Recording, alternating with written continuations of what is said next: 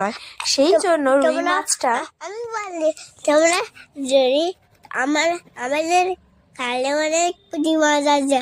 আমি খাল পাড়ে জানো তো আমার ঘরের মাংটানে অনেক পুকুর থাকে, তাই জন্য আমরা ছিপ দিয়ে মাছ ধরি।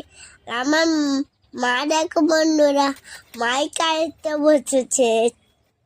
হ্যাঁ, তো মাছ কাটতে বসেছি আমি, আর আমার মাছ কাটা প্রায় হয়েও এসছে।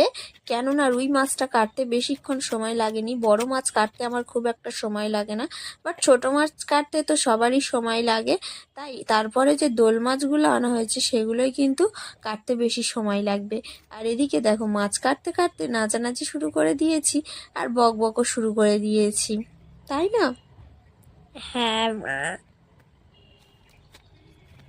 তুমি মার কতটা ভালোবাসো?